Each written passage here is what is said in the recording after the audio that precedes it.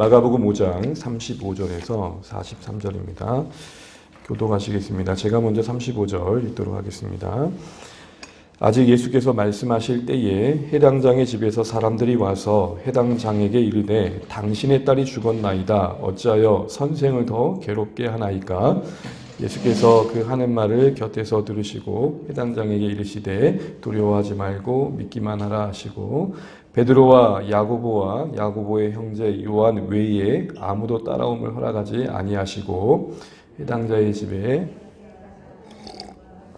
사람들이 울며 심히 통곡함을 보시고 들어가서 그들에게 이르시되 너희가 어찌하여 떠들며 우느냐? 이 아이가 죽은 것 아니라 잔다 하시니 그들이 비웃더라. 예수께서 그들을 다 내보내신 후에 아이의 부모와 또 자기와 함께한 자들을 데리시고 아이 있는 곳에 들어가사 그 아이의 손을 잡고 이르시되 달리다고 하시니 번역하면 곧 내가 내게 말하노니 소녀야 일어나라 하심이라. 소녀가 곧 일어나서 걸으니 나이가 12살이라. 사람들이 곧 그의 크게 놀라거늘 같이 있습니다. 예수께서 이 일을 아무도 알지 못하게 하라고 그들이 많이 경계하시고 이에 소녀에게 먹을 것을 주라 하시니라. 아멘. 우리 보가시겠습니다. 앞뒤 옆에 인사하시죠. 함께 기도하며 감사합니다. 앨범 많이 받으십시오. 네, 우리 계속해서 이제 마가복음 말씀을 살피는 중에 있는데요. 오늘 본문을 이야기하기 전에 오늘 여기까지 진행되는 전체적인 흐름에서 생각해 볼 것 한 가지를 우리가 다루고자 합니다. 기억하시겠지만 마가복음 4장의 시작은 다시 바닷가에서 예수님께서 무리들을 두고 가르치시되 비유로 그 하나님 나라를 말씀하신 내용이 기록되어 있습니다.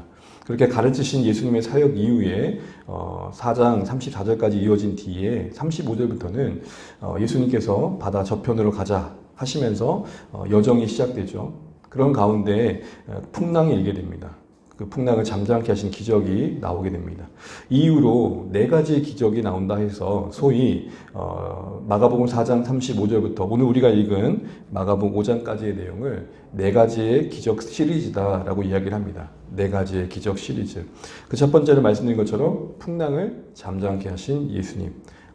지으신 자연 만물을 통치하시는 하나님 되심을 보여주신 거죠. 이어서 거라사인 지방에서 귀신 들린 자를 고치시되 특별히 그 귀신은 레기온이었죠. 군대 귀신, 많은 귀신, 쉽게 통제할 수 없던 그 귀신을 쫓아내시는 사건을 우리에게 보여주십니다.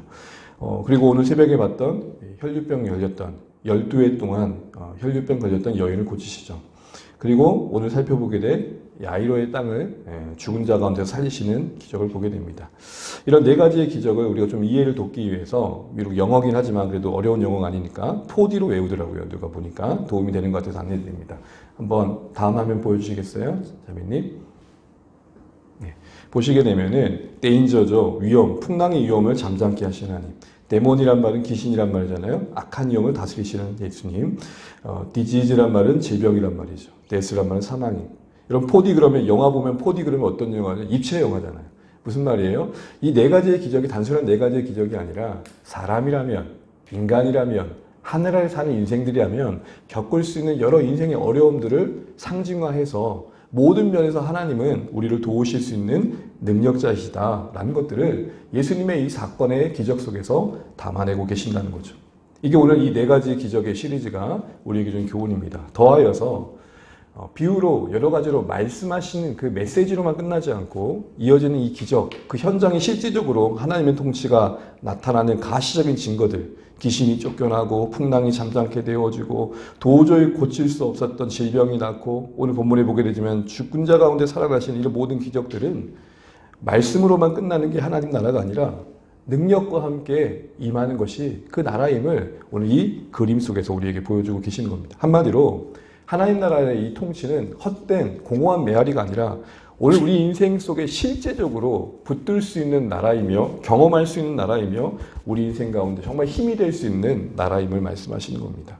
이런 면에서 우리가 오늘을 사는 신자된 우리에게 자문해 볼 것이 있습니다.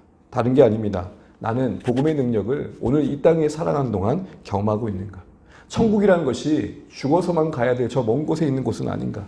오늘 나의 마음속에 이미 임했다고 하는 그 하나님의 나라가 나의 숨쉬는 삶의 순간순간 속에 부딪히는 여러 인들 속에 감당해야 할 여러 현실들 속에서 나타나고 있는가? 나를 다스리고 있는가? 그 나라의 통치가, 그 나라의 약속이, 그 나라의 나를 향한 소망이 나를 이끌어가고 있는가?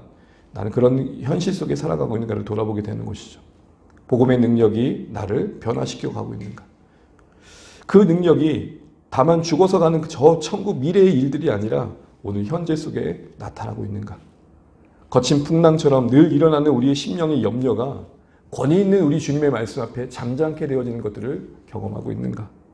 쉼없이 돌아다니며 우는 사자와 같이 우리를 삼킬 듯 포효하는 악한 자의 위협과 유혹이 말씀 앞에서 다스려지고 있는가?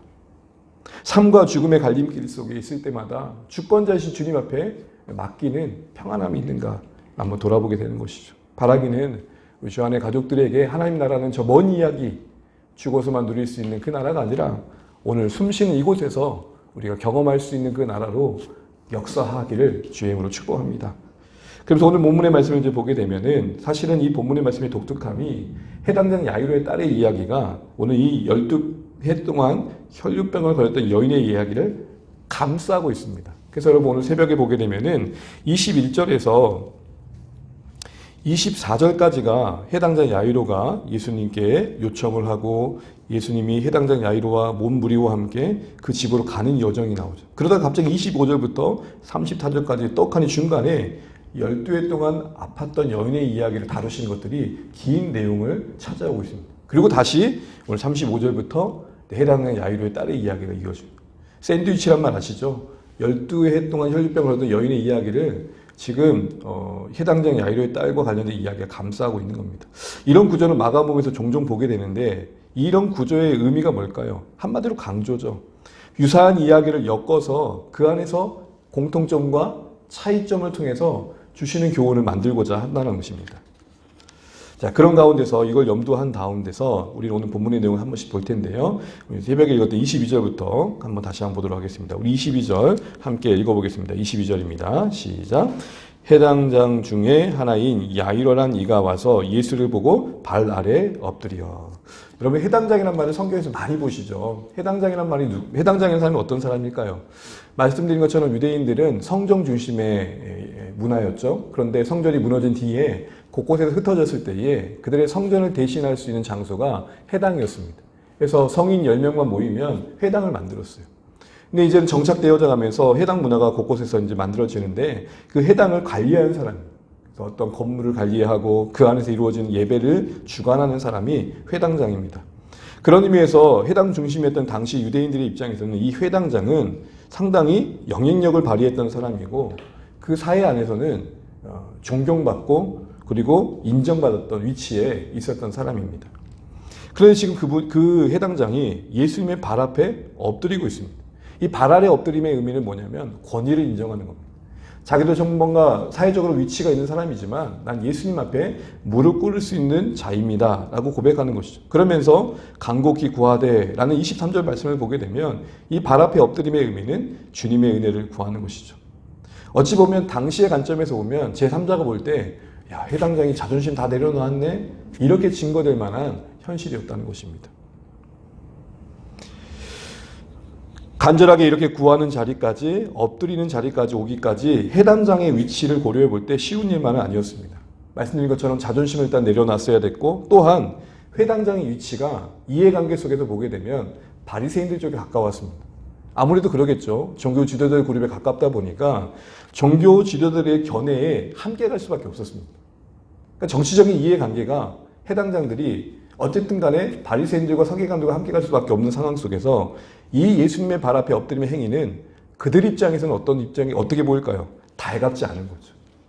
당사자인 해당자 입장에서도 상당히 정치적인 이해에 무거움을 가질 수밖에 없었던 것입니다.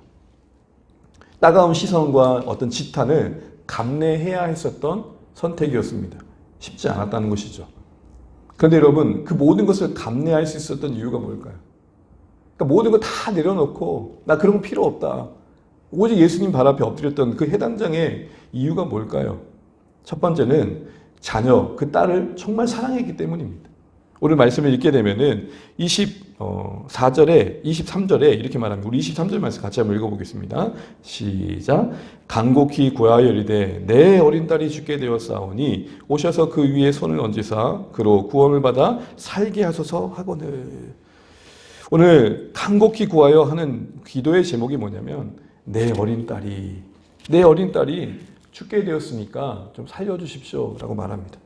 그냥 딸이라고 하지 않고 내 어린 딸이라 말합니다. 뒤에서 보게 되면은 12살이라는 나이가 언급되어 있고 누가복음에는 12살 된 외동딸이라고 되어 있습니다. 그만큼 얼마나 소중한 딸이었겠습니까? 근데 특별히 당시에 이 12살의 나이를 언급했을 때 생각해 보면 12살이라는 당시 기준으로는 어린 나이가 아닙니다. 그러니까 당시에는 12살은 결혼도 할 수 있는 나이였어요. 그런 관점에서 본다면 어린 딸이라고 했던 그 아버지의 마음의 의미는 뭘까요? 그러니까 다 큰 성인과 같은 나이의 아이에게 내 어린 딸이라고 했을 때 그 마음의 애절함은 뭘까요? 쉽게 이해를 드리기 위해서 질문 한번 해보겠습니다. 여러분 애들을 키우다 보면 언제 제일 예뻐 보이시던가요? 저에게 물어보신다면 잘 때. 진짜 세상 천사가 없어요. 집에 퇴근하고 갔는데 자요? 할렐루야. 근데 또 언제 애처럼 보이던가요? 그렇게 날고 기고 뛰고 했던 애들이 갑자기 끙끙대면서 아유 할 때 사랑 가득한 마음, 근심 가득한 마음이 그때 또 찾아오게 됩니다. 바로 해당장 야이로가 어떻게 보면 당시 나이로 보면 성인이었다고 할 수 있는 그 딸에게 내 어린 딸이라고 했을 때는 온갖 복잡한 마음이 다 담겨 있는 거죠. 애처로움과 사랑의 마음이 담겨 있는 겁니다. 그렇게 사랑했던 마음만큼이나 그 해당장은 자신이 갖고 있는 모든 걸 동원해서라도 살려보려고 왜 최선을 다하지 않았겠습니까? 마치 오늘 새벽에 봤던 것처럼 혈류병 거인 여인이 모든 의원은 다 찾아다녔던 것처럼 아마 이 해당장도 그렇게 애썼을 것입니다. 그런데 여러분 지금 어떻게 됐습니까? 그렇게 했음에도 불구하고 차도 없이 죽어가고 있는 상황입니다. 자신의 힘으로 자신의 힘으로 딸을 살릴 수 없으니까 역부족이다 보니까 예수님의 소문을 듣자 하니 이분은 그 병을 고칠 수 있는 분이라 생각하고 믿음으로 이렇게 나왔던 것입니다. 우리는 여기서 두 번째 이 해당장이 엎드린 이유를 보게 됩니다. 그게 뭐죠? 자신의 인생의 힘으로는 어찌해 볼 수 없는 상황 앞에 맞닥뜨렸을 때에 그것을 풀어줄 수 있는 절대자 앞에, 권위자 앞에 무릎 꿇는 것이 믿음이라는 것입니다. 사랑하는 성도 여러분, 믿음은 어찌해 볼 수 없는 우리 인생의 문제들 앞에서 모든 것의 근원 되신 주님 앞에 나아오는 선택을 하는 것입니다. 이러한 믿음의 모습은 해당장 야이로의 딸을 살린 사건이 함께 묶여있는 혈류병 결린 여인의 모습에도 찾아지게 되죠. 그게 어떤 보면 공통점입니다. 유사한 이야기의 공통점. 혈류병 결린 여인은 어땠습니까? 12해이라는 긴 시간 동안 자기도 어찌해 볼 수 없는 질병의 힘겨움을 가지고 살았습니다. 그래서 동일하게 예수의 소문을 듣고 예수님께 손을 대면 병이 나을 거라는 믿음으로 무리 가운데 그 틈을 비집고 들어가서 예수님께 나아갔던 것이죠. 이런 면에서는 지금 해당장 야이로와 지금 혈류병 결린 여인은 비슷한 거예요. 그런데 여러분, 이 두 사람이 비슷한 것만 있는 게 아닙니다. 차이점이 있어요. 뭐죠? 해당장은 일단 사회적으로, 종교적으로 존중받았고 인정받았어요. 그래서 예수님 앞에 나아갈 때도 당당하게 적극적으로 나아간 모습을 보게 됩니다. 영향력이 위치했던 만큼 다른 사람들이 볼 때 이렇게 뭔가 시선을 끌 수 있는 자리에 있었습니다. 그런데 여인은 어땠습니까? 반전 반대죠. 사회적으로나 종교적으로나 이미 병이 걸린 뒤로 배척당한 지 오래이고 별 볼 일 없는 삶의 자리에 있었고 또 많은 의원에게 많은 돈을 썼을 만큼 재산을 탕진했던 상황이기 때문에 지금 인생의 밑바닥에 가 있는 거예요. 그러다 보니까 자신의 형편이 그렇고 또 걸린 질병 때문이라도 예수님께 적극적으로 나가지 못하고 은밀하게 소극적으로 나아갑니다. 여러분 이 두 이야기에 갖는 공통점과 차이점을 가만히 생각해 보세요. 저는 이것이 주는 우리에게 교훈이 있다고 생각합니다. 무엇입니까?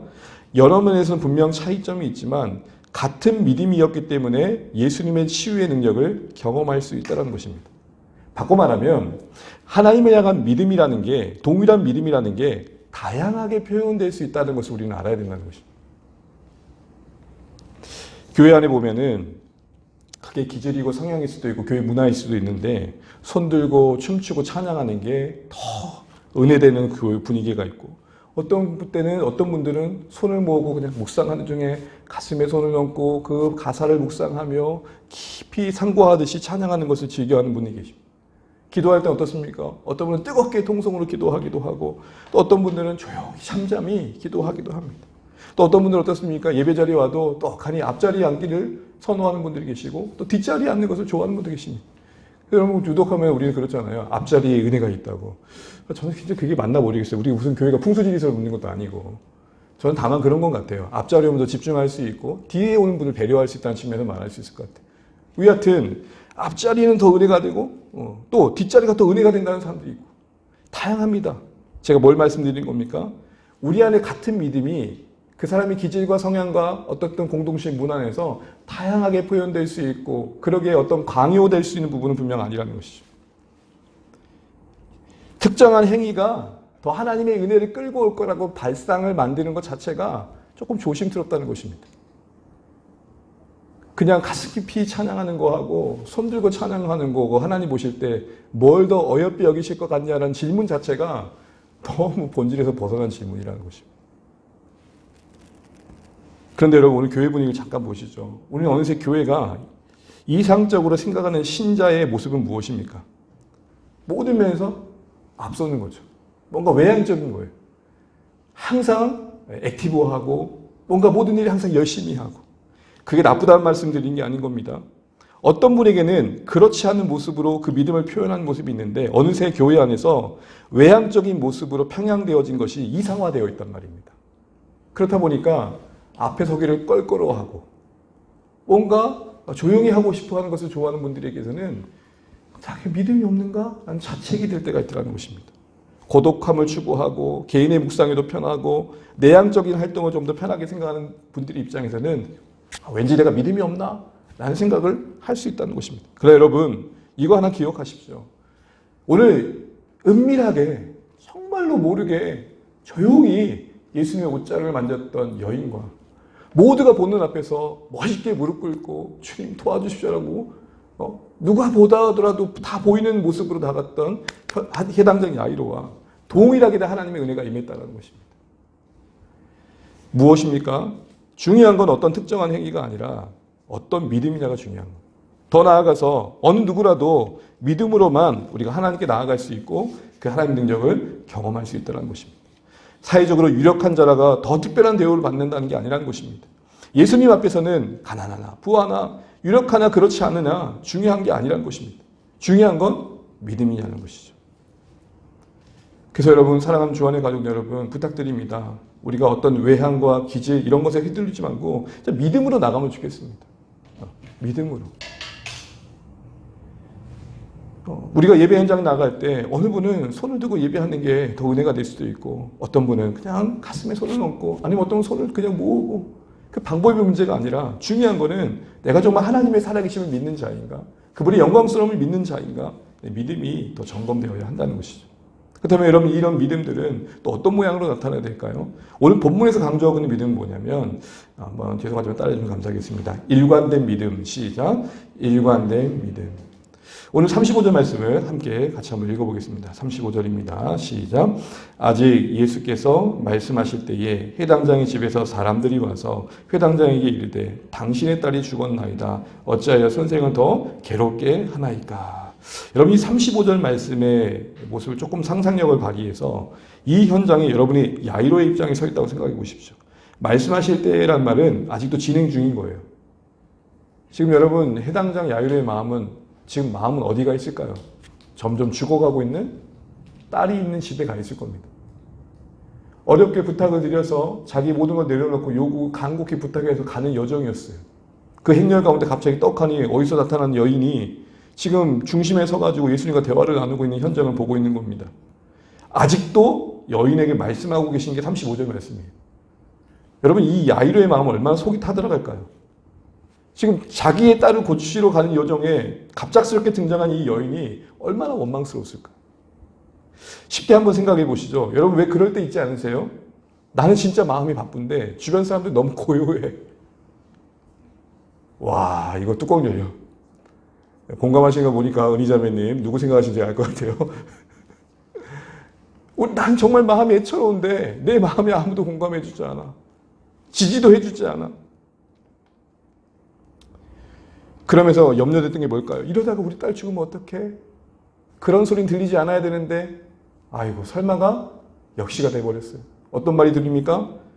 딸이 죽었으니 더 이상 예수님을 괴롭히지 말라는 사람의 이야기를 듣게 됩니다. 청천벽력과 같은 소식이 들려지는 것이죠. 오늘 내내 이 일만은 일어나지 않았으면 좋겠다 하는 일이 터져버린 거예요. 우리 인생 살다 보면 그럴 때가 있잖아요. 조마조마한 마음이 가는데 진짜 이 일만 일어나면 안 되는데 아이쿠야. 해당자인 야이로의 마음은 한마디로 무너진 마음, 흔들리는 마음입니다. 상황이 이렇게 악화된 만큼 믿음이 약화됐을 거란 말입니다. 상황이 악화된 만큼 그의 믿음은 약화될 수 있었다는 것입니다. 그걸 염두하시고 하신 예수님의 말씀이 뭡니까? 36절입니다. 같이 읽습니다. 시작. 예수께서 그 하는 말을 곁에서 들으시고 해당장이 이르시되 두려워하지 말고 믿기만 하라 하시고 아멘. 저는 이 말씀을 보면서 이런 은혜를 구하게 돼요. 사랑하는 주님, 주 안에 가족들이 인생길 걸어가는 중에 처음 주님 앞에 의지했던 그 마음이 그 어떤 상황의 악화 앞에도 약화되지 않도록 때마다 필요한 말씀을 주옵소서. 때마다 필요한 말씀을 주옵소서. 여러분 우리 처음 마음은 다 하늘나라에 가 있잖아요. 저 천상에 가 계시잖아요. 그러다 걷는 중에 어느새 새파 앞에 힘겨워진 우리 마음은 하늘이 뭐고 내 당장 눈앞에 아이쿠 하는 일들 앞에 얼마나 속상합니까? 해당장 야이로 입장에서는 이 말씀이 그에게 적실한 말씀이었고 뒤에 보게 되면 속마음은 어떤지 모르겠지만 왜 하여튼 묵묵히 그대로 해당장은 예수님을 따라갑니다. 거기서 이렇게 말하지 않아요. 아이고 예수님 다 끝났습니다만. 딸이 죽었대잖아요. 다 끝났어요. 더 이상 당신 필요 없어요. 이렇게 할 수 있지 않았을까요? 그럼 여러분 믿기만 하라는 이 믿음의 마음이 믿음의 의미는 뭘까요? 헬라어로 피스투이에라는 말인데 이 말의 뜻은 뭐냐면 지속적인 의미를 가져요. 시제가 현재 명령이에요. 이게 무슨 말이냐? 야이로야 처음에 너 나한테 왔던 그 간절한 마음 있지?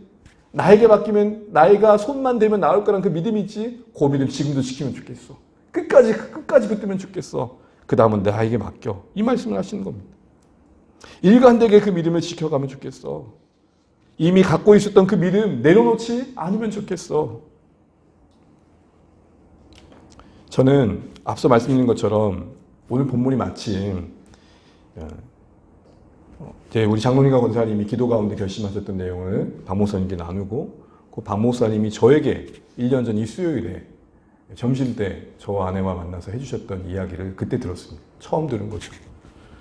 지금 1년을 지난 시점에 오늘 말씀을 보면서 처음 그래도 이 마음을 가지고 결심했던 그 순간에 주셨던 말씀들이 오늘 이 시점에서 또 앞으로의 시점에서 볼 때에 끝까지 그 믿음을 유지해가는 말씀이 계속 주어지면 좋겠다.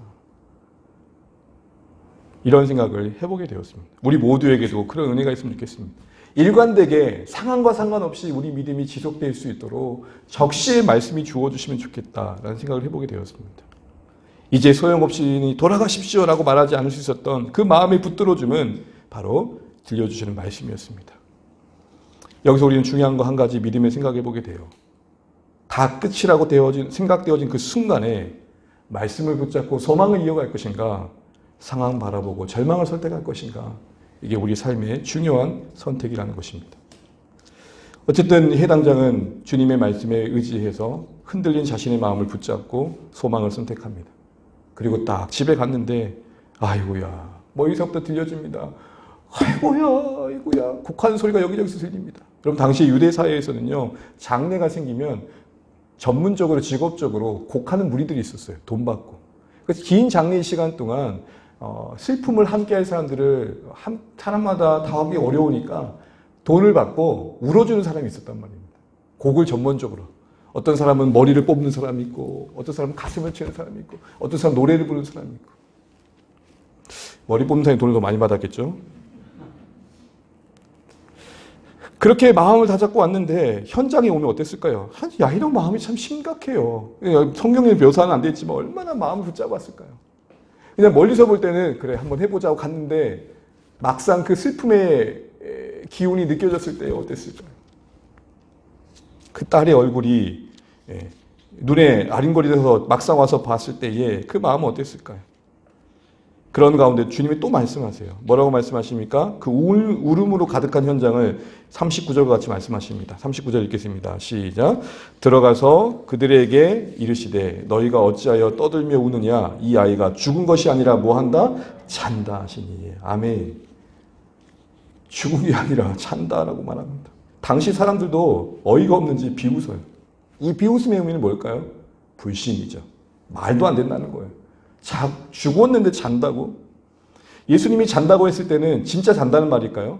예수님께서 하신 말씀은 곧 깨어날 걸 염두하고 잔다고 말씀하셨던 거였는데 듣는 자들 입장에서 문자 그대로 들은 거죠. 여러분 성경을 해석할 때 하나님의 말씀을 들을 때 여러분 맥락 없이 문맥 없이 배경 없이 그냥 고짝고짝 문자 하나만 붙들지 않았으면 좋겠습니다. 그리고 나서 이 비웃음과 불신과 의심의 시선을 예수님은 뒤로 하시고 허락하신 제자들과 함께 부모와 함께 소녀가 누워있는 아이가 누워있는 집으로 들어갑니다. 그리고는 뭐라고 하십니까? 41절입니다. 함께 읽습니다. 시작. 그 아이의 손을 잡고 이르시되 달리다굼 하시니 번역하면 곧 내가 네게 말하노니 소녀야 일어나라 하십니다. 너무 잘 알고 있는 달리다굼이 바로 여기서 등장합니다.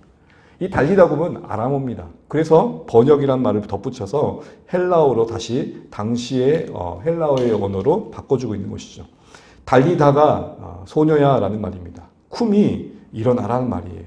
달리다 쿰 소녀야 일어나라.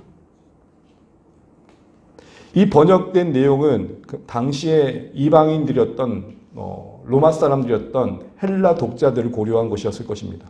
그러나 또 하나 생각해 볼 것은 이 달리다굼이란 말의 아람어를 굳이 내내 헬라어로 쓰다가 이 말을 굳이 헬라어로 쓸 수 있음에도 불구하고 번역하면 소녀 일어나는 말을 쓸 수 있었잖아요. 근데 굳이 달리다굼을 굳이 기록한 이유가 뭘까요?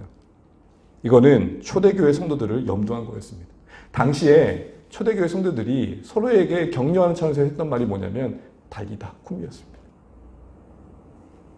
기록된 말씀을 통해 성도들이 읽어가면서 그래 주님이 이 말씀을 하셨고 오늘도 이 말씀을 우리도 같은 믿음으로 서로 격려하며 사용해야지 라는 마음을 부여하기 위한 차원이었다는 것이죠.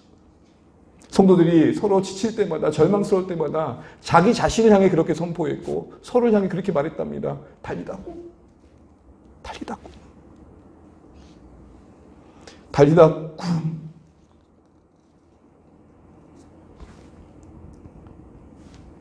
그 안에 담긴 주님의 마음을 성도들이 늘 기억하자는 의미였을 것입니다. 우리를 일으키시고자 하는 주님의 능력이 우리와 함께한다는 거 잊지 말자는 차원이었을 것입니다.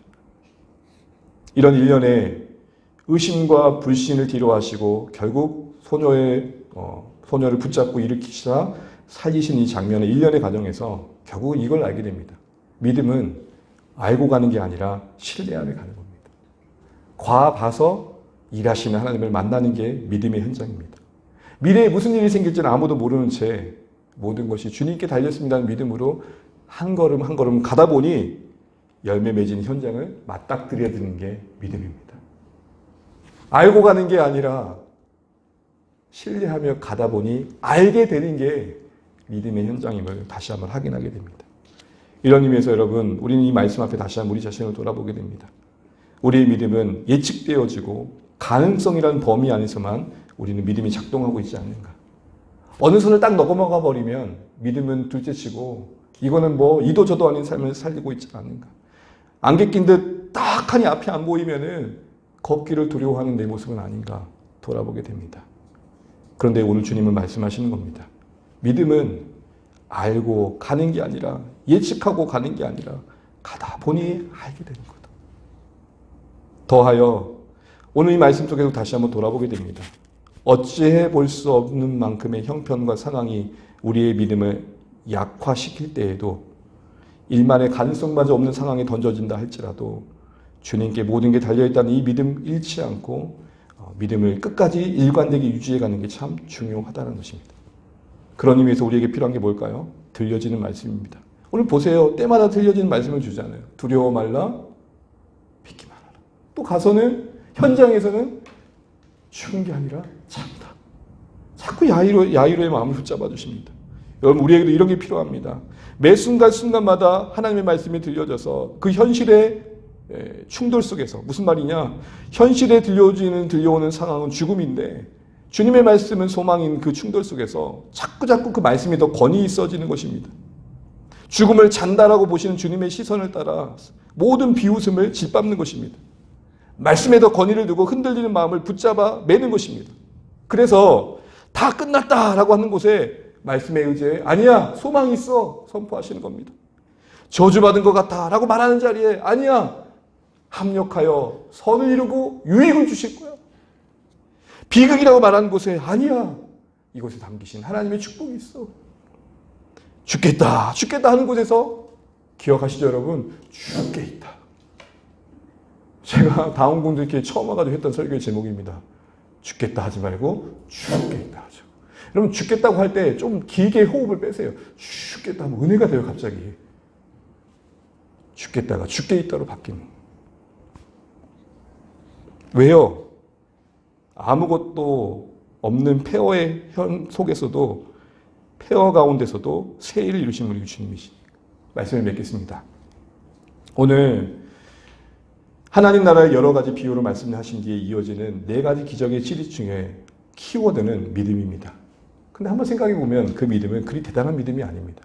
그냥 소문 듣고 고쳐주실 거야 라는 기대감 정도였습니다. 그런데 그런 믿음이라도 움직이고 행동하고 예수님께 나아갈 때에 역사가 있습니다.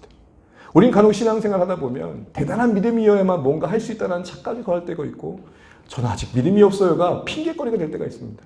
아니요, 여러분, 우리 그 자리에서 요구하시는 행동이 있다고요. 그러니 여러분, 저는 아직 부족해요 라고만 하지 않고 그 부족함 중에라도 갖고 있는 것들을 따라 살아가십시오.